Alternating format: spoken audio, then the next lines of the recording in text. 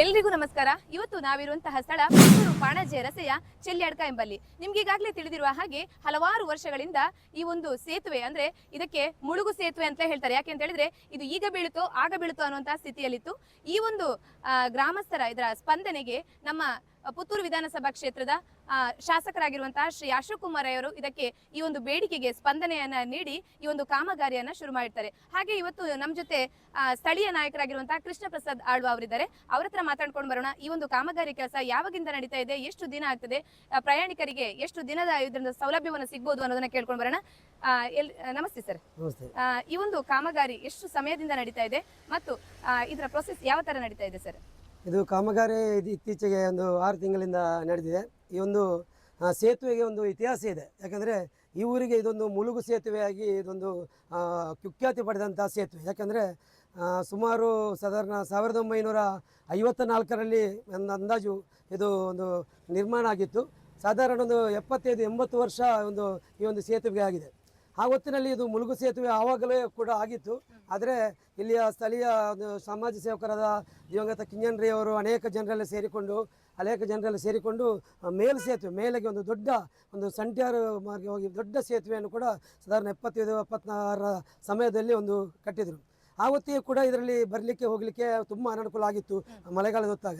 ಆವತ್ತಿಗೆ ಇದಕ್ಕೊಂದು ಬದಲಿ ವ್ಯವಸ್ಥೆಯಾಗಿ ಇಲ್ಲಿ ಆ ರೋಡಿಗೆ ಕನೆಕ್ಟಾಗಿ ಮಾರ್ಗವನ್ನು ಕೂಡ ನಿರ್ಮಾಣ ಮಾಡಿದೆ. ಅದು ಕೂಡ ಈಗ ಕೂಡ ಸ್ಕೆಚ್ಚಲ್ಲಿದೆ. ಆದರೆ ಅದು ನೆರವೇರಲಿಲ್ಲ. ಇದು ಸುಮಾರು ವರ್ಷದಿಂದ ಸಾಧಾರಣ ಪರ್ಲಡ್ಕದಿಂದ ಪಾನಾಜಿಯವರೆಗೆ ಹೋಗುವಂಥ ಜನರಿಗೆ ಇದೊಂದು ಅನುಕೂಲವಾಗುವಂಥ ಇದೊಂದು ಸೇತುವೆ ಸುಮಾರು ರಾಮಭಟ್ರ ಕಾಲದಿಂದ ಮನವಿ ಕೊಡ್ತಾ ಇತ್ತು.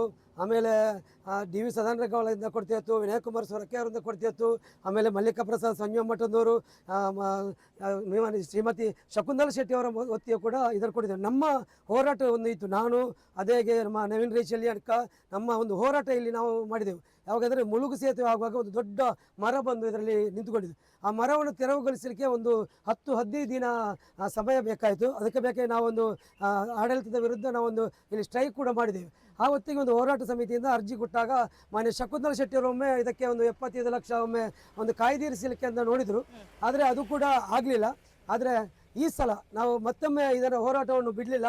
ಮತ್ತೆ ಶಾಸಕರ ಹತ್ರ ನಮ್ಮ ಸರ್ಕಾರ ಬಂತು, ನಮ್ಮ ಶಾಸಕರು ಬಂದರು. ಅವರ ಹತ್ರ ಮನವಿ ಮಾಡಿದ್ದೇವೆ. ಸರ್, ದೀರ್ಘಕಾಲದ ಬೇಡಿಕೆ ಮುಳುಗು ಸೇತುವೆ ಎಂದು ಕುಖ್ಯಾದಂಥ ಸೇತುವೆ, ದಯವಿಟ್ಟು ಇದನ್ನು ಈ ಸಲದ ನಿಮ್ಮ ಬಜೆಟ್ನಲ್ಲಿ ನಿಮ್ಮ ಅವಧಿಯಲ್ಲಿ ಇದನ್ನು ಮಾಡಿಕೊಡ್ಬೇಕಂತ ನಾವು ಎಲ್ಲರೂ ಸೇರಿ ಅವರಿಗೆ ಮನವಿ ಮಾಡಿದೆವು. ಆವಾಗಲೇ ಅವರಿಗೆ ಮನಸ್ಸಿಗೆ ಮೊದಲೇದು ಗೊತ್ತಿತ್ತು ಅದು ಮುಳುಗು ಸೇತುವೆ ಅಂತ.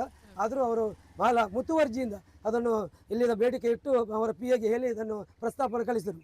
ಆದರೂ ಕೂಡ ಪ್ರಸ್ತಾಪ ಕಳಿಸಿ ಮತ್ತೆ ವಾಪಸ್ ಅದು ಅನುದಾನ ಬರುವಾಗ ಅದರಲ್ಲೂ ಕೂಡ ತೊಡಕುಂಟಾಗಿ ಈ ಸೇತುವೆಗೆ ಅನುದಾನ ಇರಲಿಲ್ಲ. ಮತ್ತೊಮ್ಮೆ ಅವರು ಬೆಂಗಳೂರಿಗೆ ತೆರಳಿ ಶಾಸಕರು ನಮ್ಮ BWD ಮಿನಿಸ್ಟರ್ ಹತ್ರ ಮತ್ತೊಮ್ಮೆ ಅವರು ಚರ್ಚೆ ಮಾಡಿ ಮನವಿ ಮಾಡಿ ಮತ್ತೆ 3 ಕೋಟಿಯನ್ನು ತರಿಸಿಕೊಂಡು ಇದೀಗ ಕಳೆದ ಮಳೆಗಾಲದಕ್ಕೆ ಮುಂಚೆ ಈ ಸೇತುವೆಯನ್ನು ಪ್ರಾರಂಭ ಮಾಡಿದರು. ಮಳೆಗಾಲ ಬರ್ತಿದ್ದರೆ ಈಗ ಚಾಲನೆಗೆಲ್ಲ ಆಗ್ತಿತ್ತು. ಕೂಡಲೇ ಮಳೆಗಾಲ ಬಂದ ಕಾರಣ 3 ಕೋಟಿಯ ಅನುದಾನದಲ್ಲಿ ಅತ್ಯುತ್ತಮವಾದ ಅತಿ ಎತ್ತರವಾದ ಸೇತುವೆಯನ್ನು ಮಾನ್ಯ ಅಶೋಕ್ ಕುಮಾರ್ ಮುಖಾಂತರ ಇದನ್ನು ತೊಡಗಿಸಿಕೊಟ್ಟರು. ಇದರ ಹೆಮ್ಮೆ ನಮಗಿದೆ. ನಾವು ಅವರು ಕೊಟ್ಟರು ಕೂಡ ಅದರ ಹೋರಾಟದಲ್ಲಿ ನಾವೆಲ್ಲ ಒಟ್ಟಿಗೆ ಸೇರಿಕೊಂಡಿದ್ದೇವೆ. ಈ ಊರಿನ ಜನರಿಗೆ ನ್ಯಾಯ ಒದಗಿಸಿದ್ದೇವೆ ಅಂತ ಹೆಮ್ಮೆ ನಮಗಿದೆ. ಆ ಹೊತ್ತಿಗೆ ನಾವು ಇನ್ನು ಕೆಲವೇ ದಿನಗಳಲ್ಲಿ ಈಗ ಮೊನ್ನೆ ಕೂಡ ಶಾಸಕರು ಬಂದು ಸ್ಥಳೀಯ ಕೆಲಸ ಕಾರ್ಯಗಳು ಇದೀಗ ಸ್ಥಳೀಯವಾಗಿ ಓಡಾಡಲಿಕ್ಕೆ ತಕ್ಕ ವ್ಯವಸ್ಥೆ ಆಗಿದೆ. ಇದು ಬಹಳ ಅಪಾಯ ಸ್ಥಿತಿಯಲ್ಲಿ ಉಂಟು. ಆದರೆ ಶಾಸಕರ ಹತ್ರ ನಿಮ್ಮನ್ನೇ ಮನವಿ ಮಾಡಿದ್ದೇವೆ. ಕೂಡಲೇ PWD ಅಧಿಕಾರಿ ಹತ್ರ ಹೇಳಿ ಅಡಿಯಿಂದಲೇ ಸೈಡ್ ಇದು ಅದಕ್ಕೆ ಇದು ನಮ್ಮ ತಡೆಗೋಡೆಯನ್ನು ಮಾಡಿ ವ್ಯವಸ್ಥಿತವಾಗಿ ಹೋಗಲಿಕ್ಕೆ 2 ತಿಂಗಳ ಒಳಗೆ ಮಾಡ್ತೇನೆ ಅಂತ ಶಾಸಕರು ಭರವಸೆ ನೀಡಿದ್ದಾರೆ. ಅಧಿಕಾರಿಗಳಿಗೆ ಕೂಡ ಸೂಚನೆ ನೀಡಿದ್ದಾರೆ.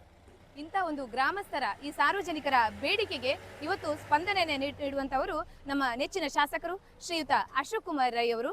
ಇವರಿಗೆ ನಮ್ಮ ಎಲ್ಲ ಗ್ರಾಮಸ್ಥರ ಪರವಾಗಿ, ಸಾರ್ವಜನಿಕರ ಪರವಾಗಿ ಮಗದೊಮ್ಮೆ ಧನ್ಯವಾದಗಳನ್ನು ಅರ್ಪಿಸ್ತಿದ್ದೇನೆ. Thank you sir. Thank you. ಧನ್ಯವಾದಗಳು.